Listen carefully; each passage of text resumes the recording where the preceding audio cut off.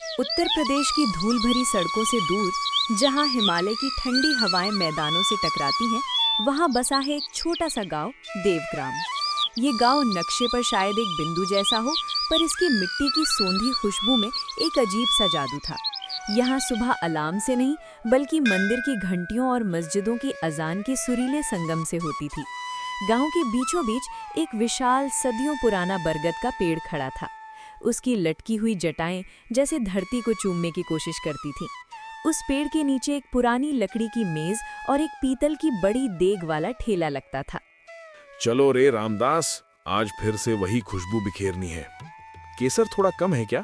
नहीं, आज तो विक्रम के दोस्तों की टोली भी आएगी। स्वाद में कोई कमी नहीं रहनी चाहिए। रामदास काका का ठेला सिर्फ एक दुकान नहीं, बल्कि देवग्राम का संसद भवन था। यहाँ राजनीति से लेकर घर के झगड़ों तक हर चीज का हल एक प्लेट बिरयानी में मिल जाता था। काका जब चावल के एक एक दाने को अपने अनुभवी हाथों से परखते, तो लगता जैसे कोई कलाकार अपनी पेंटिंग पूरी कर रहा हो। शाम के 4 बजते ही बरगद के नीचे हलचल शुरू हो जाती। धुएं का एक हल्का गुबार उठता और मसालों की वो जानी पहचानी खुशबू पूरे गांव में मुनादी कर देती कि दावत शुरू हो चुकी है। काका, अरे ओ काका, जरा जल्दी। आज तो पेट में चूहे नहीं, पूरे हाथी दौड़ रहे हैं। सुबह खेत में हल चलाते चलाते थक गया। माँ ने रोटी भी सूखी दी थी। अरे धीरज रख रमेश, बिरयानी है, कोई जादू का खेल नहीं जो छड़ी घुमाई और प्लेट में आ गई। इसे दम लगने दे। जब तक भाप चावल के सीने को चीर कर बाहर ना आए, तब तक स्वाद नहीं आता। बैठ, पानी पी। पानी से क्या होगा काका? आपकी बिरयानी की वो इलायची वाली खुशबू ही मेरा आधा पेट भर देती है। अच्छा सुनिए, आज बोटी थोड़ी ज्यादा डालना। पिछली बार आपने अर्जुन को ज्यादा दी थी। अरे भाई, तुम सब मेरे लिए एक बराबर हो। लो, ये लो पहली प्लेट। और सुन, इसमें थोड़ा देसी घी ऊपर से डाला है, जरा चख के बता।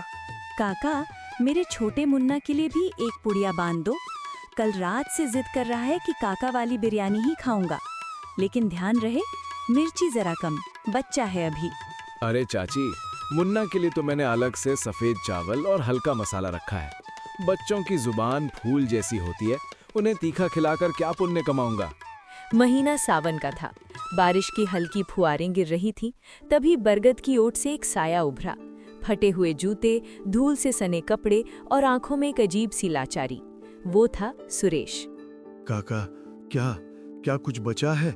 मैं 2 दिन से चला आ रहा हूँ, जेब खाली है। अरे काका, ऐसे आवारा तो बहुत आते हैं। इसे आगे बढ़ाइए, वरना ये लोज का नाटक बना लेगा। अजीत, भूखे का कोई धर्म या नाटक नहीं होता। जिसके पेट में आग लगी हो, उसे उपदेश नहीं, अन्न दिया जाता है।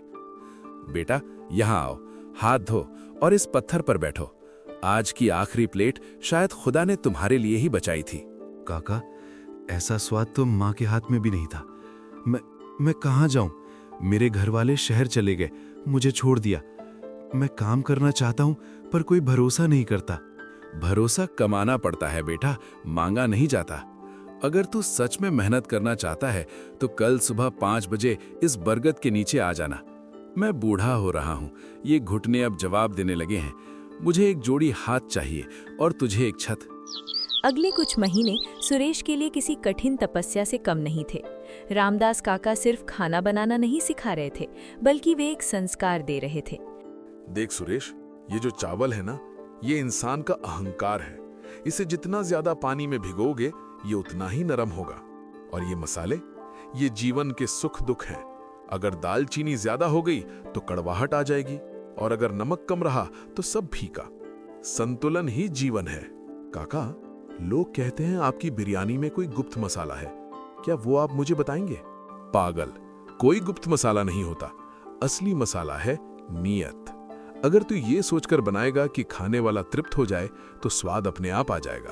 और अगर तू ये सोचकर बनाएगा कि आज कितने पैसे बचेंगे, तो जुबान को स्वाद तो मिलेगा, पर रूह को सुकून नहीं। इंसानी फितरत बड़ी अजीब होती है। जब तक जेब खाली थी, सुरेश विनम्र था। जैसे ही काका बीमार पड़े और सारा काम सुरेश के हाथ में आया, उसके दिमाग में गणित चलने लगा। काका तो पागल हैं। 100 रुपए की प्लेट बेचते हैं और उसमें आधा किलो चिकन डाल देते हैं। अगर मैं मात्रा थोड़ी कम कर दूं और कीमत 150 रुपए कर दूं, तो महीने के अंत में मेरे पास एक अपनी मोटरसाइकिल होगी। काका को क्या पता चलेगा, वो तो घर पर लेटे रहते हैं। अरे सुरेश भाई, आज प्लेट में चावल तो बहुत हैं, पर वो खुशबू कहाँ गई? और ये बोटी इतनी छोटी क्यों है? महंगाई बढ़ गई है रमेश भाई, अब पुराने भाव में वो सब नहीं मिलता। खाना है तो लो, वरना पीछे बहुत लोग खड़े हैं। तेरा लहजा तो बदल गया सुरेश, काका ने तुझे ये नहीं सिखाया था? लालच एक ऐसा दलदल है जिसमें इंसान जितना हाथ पांव मारता है उतना ही धंसता जाता है।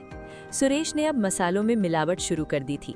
असली केसर की जगह कृत्रिम रंग और शुद्ध घी की जगह डालडा। यार सुरेश, ये क्या खिला रहा है? पेट में जलन हो रही है और तूने दाम भी बढ़ा दिए। हम छात्र हैं, कोई अमीर जागीरदार नहीं। विक्रम, शहर में जाकर देखो, वहाँ लोग 300 रुपए की प्लेट खाते हैं। मैं तो फिर भी कम ले रहा हूँ। हमें शहर का स्वाद नहीं, काका का प्यार चाहिए था, पर तूने तो इस बरगद की छाया को भी बेच दिया।